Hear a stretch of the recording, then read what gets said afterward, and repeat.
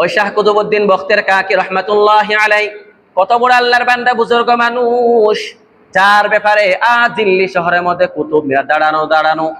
ওই শাহ কুতুবউদ্দিন বখতের কাকি রহমাতুল্লাহি আলাইহি তিনি যখন ইন্তেকাল করবেন, ইন্তেকাল করার পূর্বে তার খাদেমদেরকে ওসিয়ত করলেন, ও আমার খাদেম, আমি যখন ইন্তেকাল করব, আমার ইন্তেকালের পর আমার জানাজার নামাজটা এমন একজন ব্যক্তি দিয়া জানাজার নামাজের ইমামতি করাইবা যার ভিতরে 4টা গুণ পাওয়া যাবে।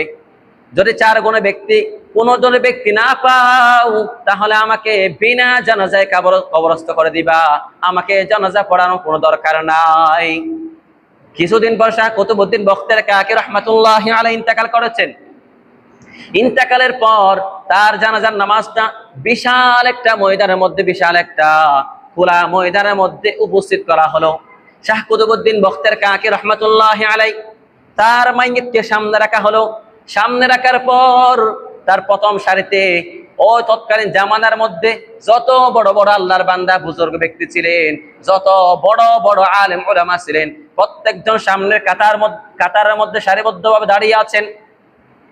এবার খাদেম জানাজার পূর্বে মাইকের মধ্যে ঘোষণা করলেন, আমার শাইখ, আমার উস্তাদ, আমার হুজুর মারা যাওয়ার পূর্বে আমাকে একটা ওসিয়ত করেছিলেন।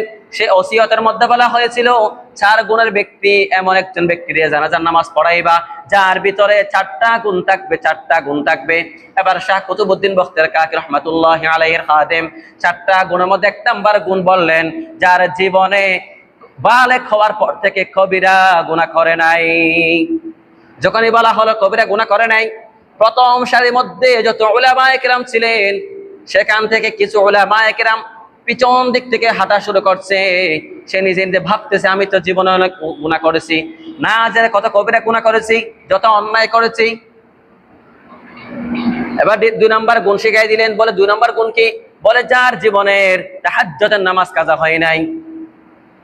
2 নাম্বার গুণ যখন বললেন, তখনও তার পিছন থেকে কিছু মানুষ সরতেছেন। 3 নাম্বার গুণ বলে দিলেন, বলে যার জীবনে আসরের পূর্বে যে সুন্নতে গায়রে মুআক্কাদা আছে, যার জীবনে ছুটে নাই। 4 নাম্বার গুণ হলো যার জীবনের ফরজের তাকবীর উলা ছুটে নাই। এখন আমরা তাকবীর তো পড়তেছি না, আমরা তাহাজ্জুদ খোঁজখবর নিচ্ছি না। মুহতারাম হাজিরিন, যে কথা বলতে চেয়েছিলাম, শাহ কুতুবউদ্দিন বখতের কাকি রহমাতুল্লাহি আলাইহি তিনি খাদেম যখন এই 4টা ঘোষণা করে দিলেন, প্রথম সারির মধ্যে অনেক উলামায়ে কেরাম সবাই তো সরে গেলেন।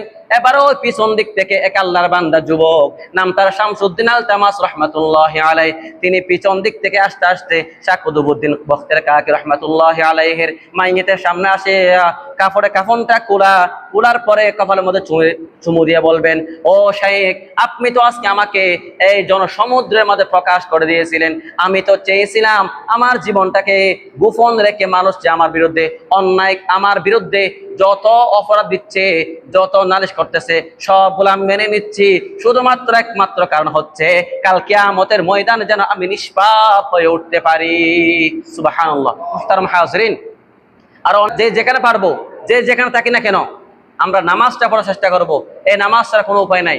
রাসূল তো বলেছেন, আউয়ালু মা ইউহাসাবু বিহিল আবদু ইয়াউমাল কিয়ামাতিস সালাহ, কিয়ামতের ময়দানে সর্বপ্রথম বান্দার হিসাব হবে নামাজ পড়ছো কিনা। যদি সে ইমানদার হয়, কোনো ব্যক্তি ইমান আনার পর তার প্রথম কাজ হচ্ছে নামাজ পড়া।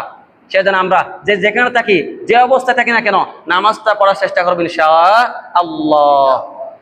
ওয়া আখিরু দাওয়ানা আলহামদুলিল্লাহ।